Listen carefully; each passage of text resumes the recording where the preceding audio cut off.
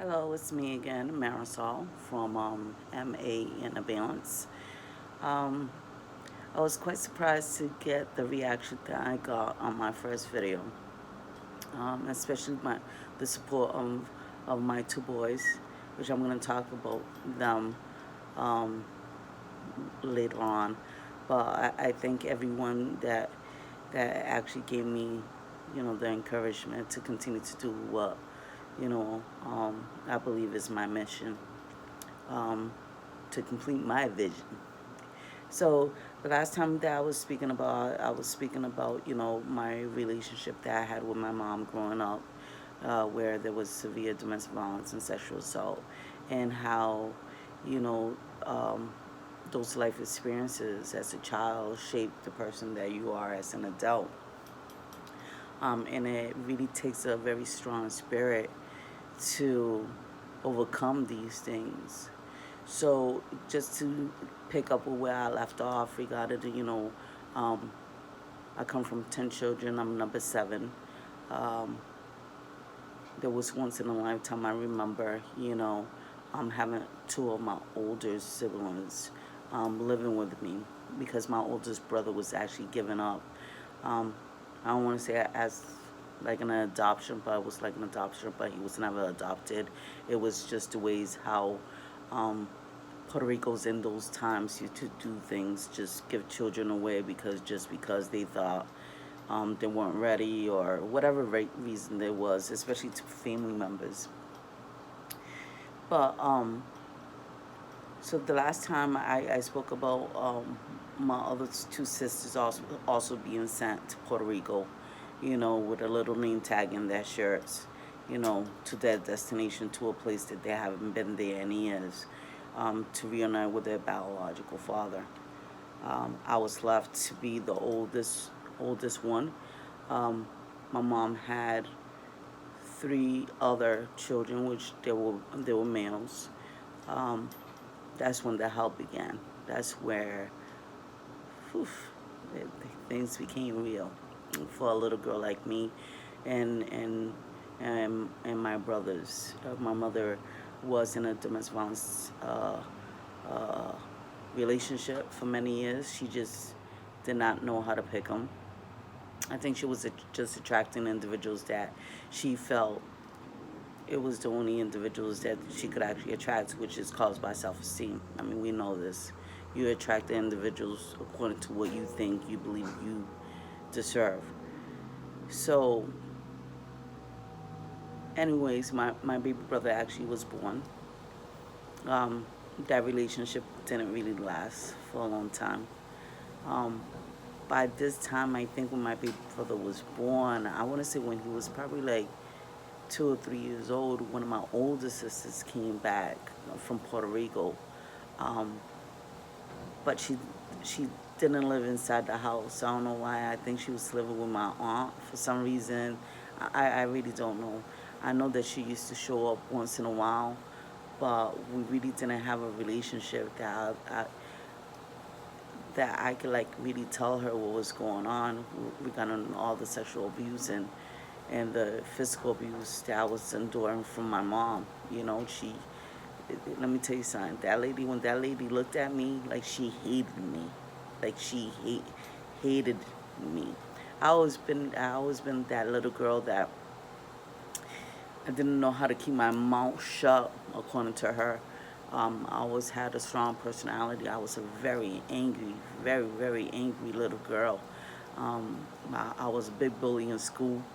You know, I got into fights so many times. I mean, fight after fight. And back in those days, those are like red flags that something's going on at home. DCF, the Department of Family Services would have been at my mom's door in 3.5 seconds if that was the issue. But no, I remember going into school, with still fingerprints on my face, and one of the things I want to touch upon that regarding the culture, one of the things that we usually do, to aunts, and uncles out of respect, you say bendición, it's just like you're just asking for blessings.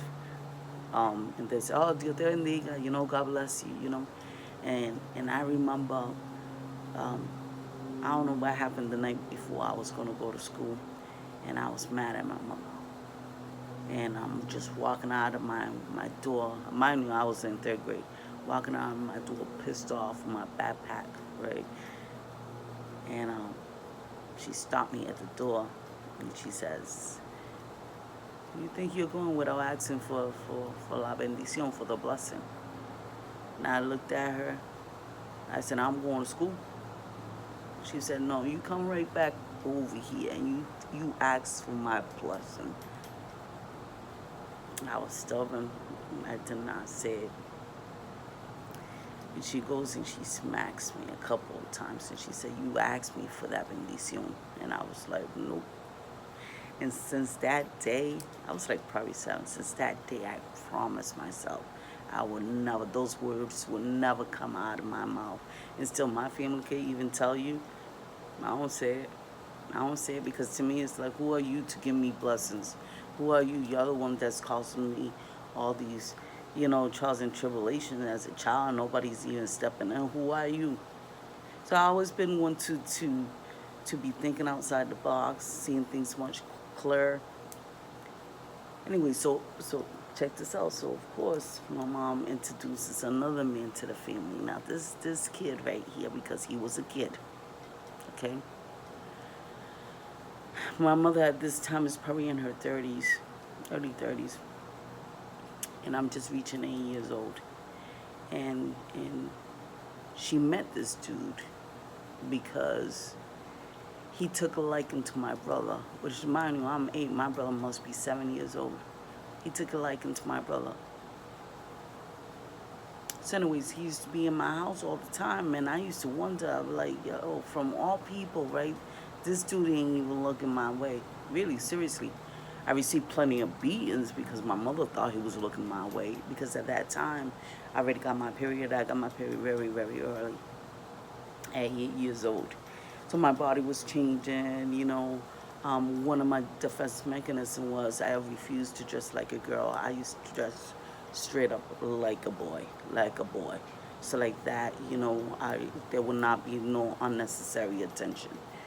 So, yep, I always had my hair back, walk just like a dude, like Scrappy from Scooby Doo, I like to call it. Let me at him. So because her jealousy was so bad regarding this young buck that she had in the house, which mind you, he was only like 14, 15 years old. Now this dude's mother, his own mother, warned my mother that this kid, they were from the Brockton area in Massachusetts, and she literally warned my mother, "I'll be careful with my son, because he's a child. She's a child molester." There was a couple of cases and so on and so forth. Think my mother heed warning? Nah. The whole thing of the matter was, I'm growing up, I'm being more outspoken. My beatings, that didn't mean nothing to me, okay? She was one to actually not allow me to go outside, so I'd be the girl. At that time, we used to live in 790 Brock Avenue. Now, 790 Brock Avenue in New Bedford. In the 70s, was like the Bronx, like the dirty Bronx. Like if you lived there, it was that was the coke era. That's where everybody was on coke. They was smoking weed. The little roach clips with the Indian feathers you used to put in your hair. Yeah, that's right. I probably had one when I was 7 years old with my little French braids, thinking I was looking fly. But anyways. But to live in that apartment, it used to be like fourth floor. Huge. It was a huge brick, dingy building. I used to actually jump out of my bedroom window to somebody's like roof garage, over that just to escape.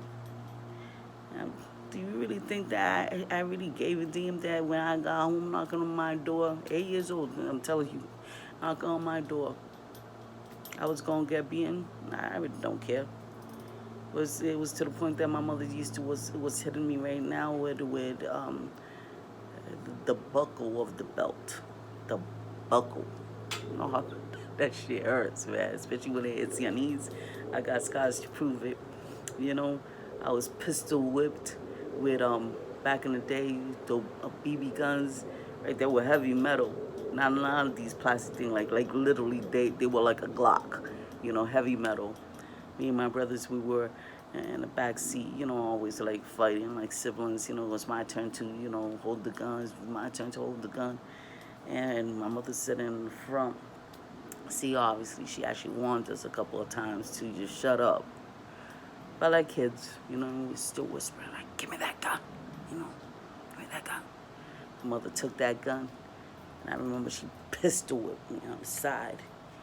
And of course, at that time, for this girl to cry, I was already numb. All of a sudden, my brother says, "Marisol, you're bleeding." And I could feel like a throb. And all of a sudden, I was like, I looked. My whole head was full of blood, just running down. My brother tells my mother, "Mommy, Marisol is bleeding, like he's nervous." And she looked at me, she said, "You be all right." And I looked at her and I said, "Yep, that's right, I'll be all right." Anyways, the whole thing of the matter was I was being so out of control out of school and all that stuff that she said, "You know what? I'm going to send you to Puerto Rico."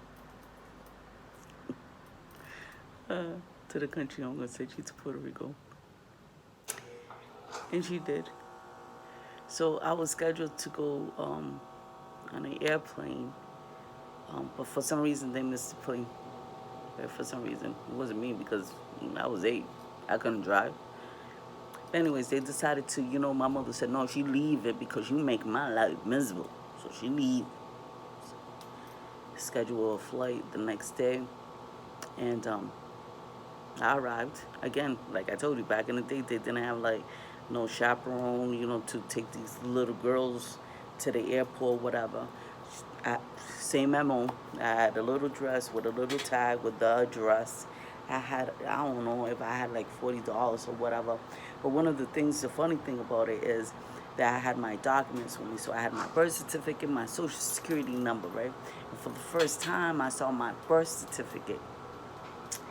And my birth certificate stated that my birthday was July 10th, 1970, right? Yo, you know, for the longest time, not that my birthday was ever celebrated, but for the longest time, my mother told me that my birthday was 7 days later. It was July 17th, which is my other 2 sisters' birthdays. Yeah, that's funny to me. At that time, I'm like a shock. I'm like, yo, did I not celebrate, you know, my birthday? Yo, July 10th, you know, she used to get her food stamps. I'm the 10th, man. I could have had a birthday cake. But anyways, you have to make a joke out of this thing. So anyways, I arrived at the airport, right? I must have arrived there, you know, so we took the flight at 8. So I want to say, I'm just estimating, I'm not really sure. I just know I was there for a long time. So it takes 4 hours, direct flight from Massachusetts to Puerto Rico, 4 hours. So let's say, for example, I arrived there at 1. I didn't have no luggage. I just remember having like a backpack with me.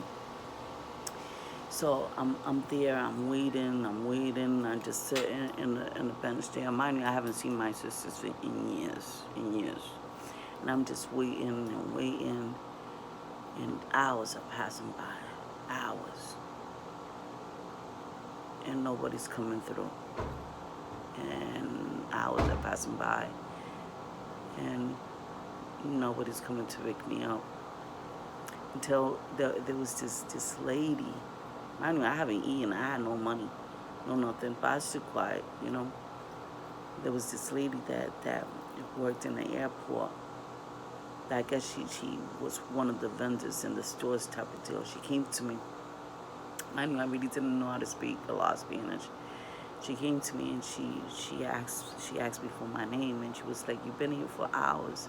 Does anybody know that you're here?" So I was like, I don't know. So she says, do you know where you're supposed to be be going? And I just took my little tag, you know, off my shirt and I gave it to her. So they're trying to now she calls, you know, authorities, you know, whoever works in the airport, and they're trying to figure out something. In the meantime, I think they got me something to eat, you know, settled me down. And she looked at me and she says, look, and nobody, if nobody calls within an hour, I'm taking you home. Pardon my language, but yo, I could have been I could have been kidnapped, taken to a place that nobody would ever find me, because there was no phones, there was no nothing. Again, I'm from the country, like, you know, I mean, where I was supposed to be landed is country. So to me, I'm like, okay, it's better than where I was coming from. Okay. So finally, within an hour, finally, here comes three of my sisters, which were one of the oldest one, and then the other two that goes like right beside me. They were in their doobie. So if anybody knows what doobie is, it's actually like a head wrap. You know what I'm saying? Because we got curly hair, we tried to keep it this straight. We wrap it up so like that. You know what I'm saying? You still be looking sharp. You know. So it was like it was like a telegram that they got. They had no idea. But anyways, I get there and I remember recognizing one of my sisters because she looked like my other sister. Or else, I would have no idea who they were. I just, for some reason, always have had a photographic memory, you know? So I go in and I remember it was at nighttime. And smelling the air of Puerto Rico. It was like freedom.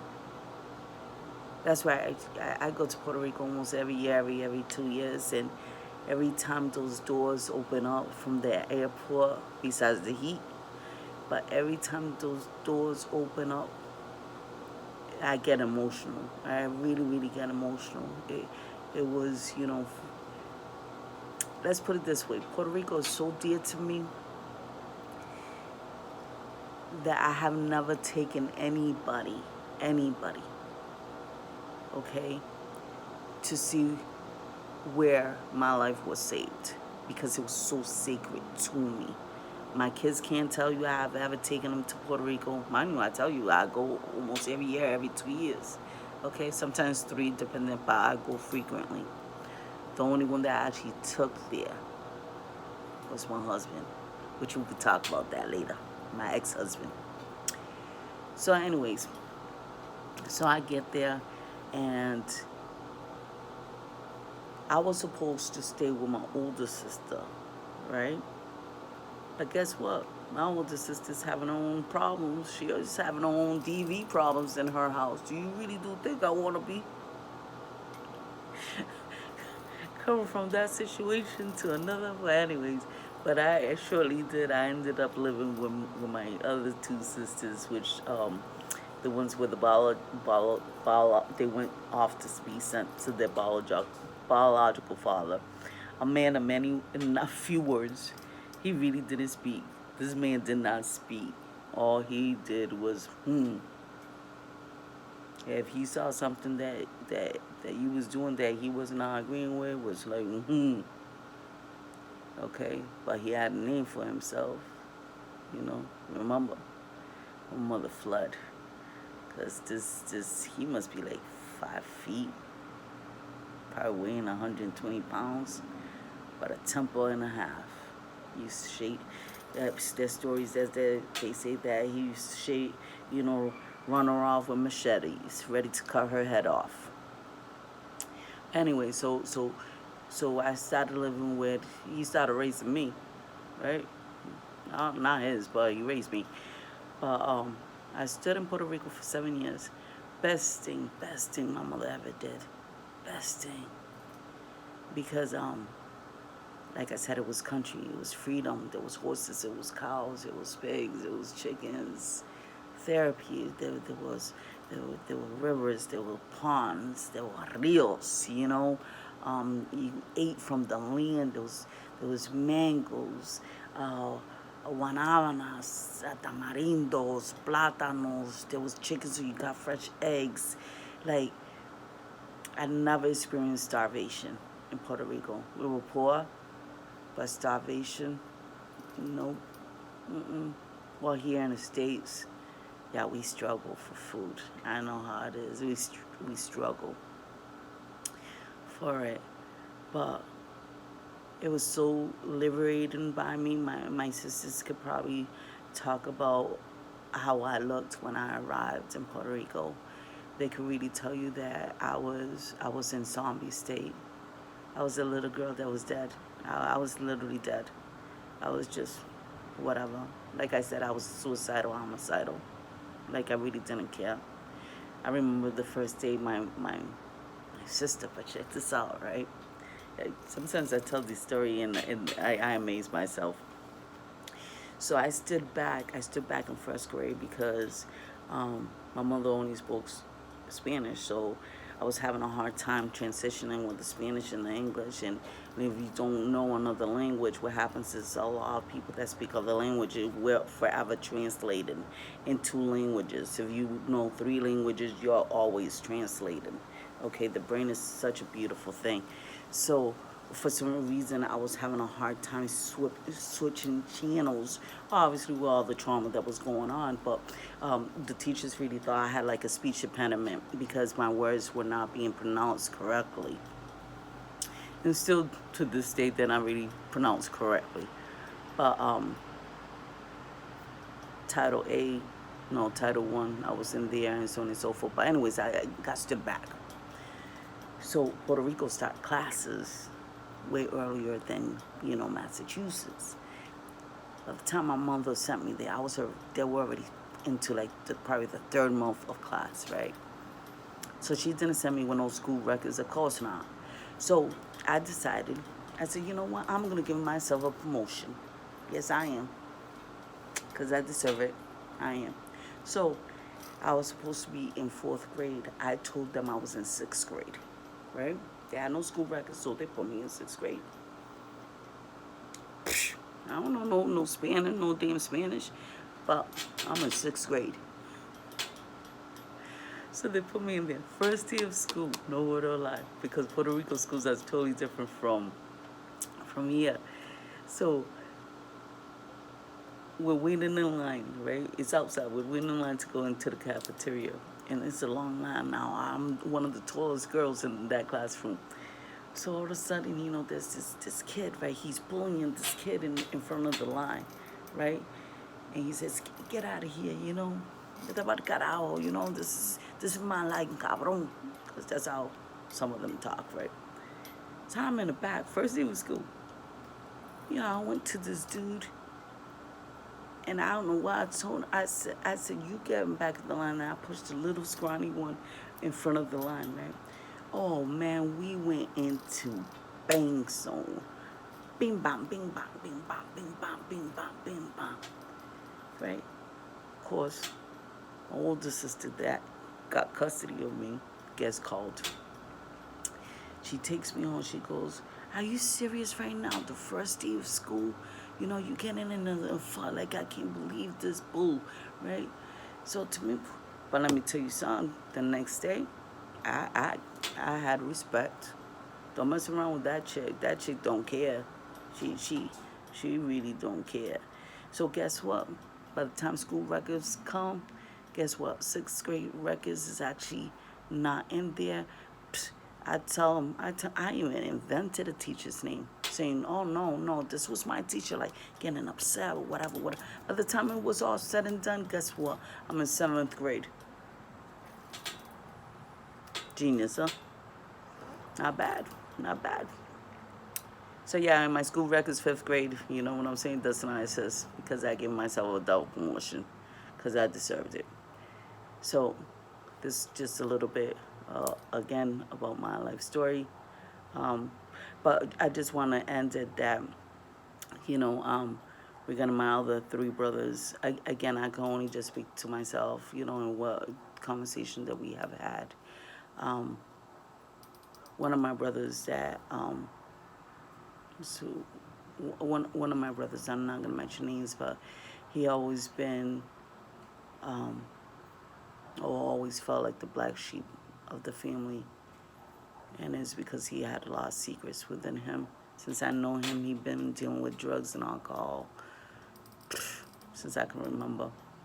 Um, I really don't know him as a brother. Like, I know him when we were little. I really don't know him as a friend. I know he has never been a good dad, but he has never been good to anybody, not even to himself. But um, he did make a confession a while back, and I will talk about that for a little bit because I know most of you are curious to know the relationship that I have with my mom and how has that played out, you know. So I did have a small conversation with him a couple of weeks ago, and I did tell him that I knew his secret, you know what I'm saying, and how that affected me because I was supposed to be his protector. You know what I'm saying? Even if I was young, you know. And when he told me, he goes, Marisol, you know what? You left us. You left us. We had to defend for ourselves. And when you left, it became hell, a living hell. You know, so yeah, be grateful that you had the opportunity to leave to Puerto Rico because we were left to defend for ourselves, you know. And when he made that statement, I felt so bad because I was like, man, some um, some little girls would have like a little doll, you know what I'm saying, that they could sleep with for security purposes, or a blanket or something. I had my brothers, you know, especially my big brother used to sleep with me every single day. You know what I'm saying? That was my little teddy bear. You know, that's the one I used to rub his back. You know, like or jump under my other brother's bed. You know, to just if I was scared or whatever, having nightmares or whatever. You know, we just had each other, and not by choice. You know what I'm saying? I mean, as a child, your parents are the ones that are making the decisions for you. You know, I mean, I'm grateful that she did do that. You know, and one last thing. When one of my older sisters that I told you that she came back from Puerto Rico, she had a boyfriend that had a father, and my mother needed to go to the store for I don't know for what reason, and her boyfriend's father just told her, "Oh, just leave Marisol. You know she's entertained watching TV. Um, and you're coming right back. You know what I'm saying? Nothing's gonna happen to her." And she left me. I think she left so fast that I didn't even know she left for me to even respond to it. And yep, this old man and his wife was there. And I remember as soon as that door closed, he waited a couple of seconds and he told me to sit down in his recliner, in his chair, like the Archie Bunker chair. Sit down in that chair. And me, like an obedient child at times, I sat in that chair. And his wife, I remember the wife was in the kitchen. I remember her telling him because I remember looking at her. And she looked at me, we locked eyes. And I sat in that chair. And she went to the bedroom. She escaped. And that old man made a pass at me, right? And then you know what he did after? He took a sock. That sock was filled with quarters, with dimes, nickels, Not hardly no pennies. It was all silver. And I remember he gave me the sock, right? And then he poured it out so I could see all that change that I could buy penny candy at that time. And I remember picking up all that chain up and putting it in back inside the sock and staying quiet. Froze. And in my head, I said, well, I could buy a lot of penny candy with this. But then that voice that always been around me, that said, Marisol, you don't take that dirty money. That's dirty money. Because if you take that money, it's going to let him know that it was okay for him to do what he just did to you. You leave that money. You put that money right between those cushions in that chair, because he's going to be thinking that he got away with it. But you're going to leave it right there so his conscience could bother him. And sure enough, when my mother came back, she did it, whatever, I left that money. I said, but this is one of the reasons why you have a lot of women, okay, prostituted, okay, because an incident like that happened to them. And at that particular moment, maybe that voice didn't come along, and maybe they chose not to listen to that voice. But in that particular moment, they decided their worth, okay?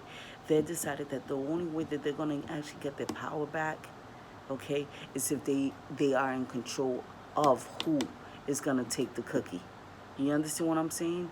And society has a way of looking down on these women, because most of the time they turn into drug addicts, severe alcoholics, you know what I'm saying? They're selling their bodies, they're in and out of jails, you know what I'm saying? They abandon their children because they have no idea how to parent, no idea. But anyways, this is the second part. I know it took a little bit more longer. But again, like me and my page, MA Inner Balance, and I'm your host right here, Marisol, and again, thank you for your support.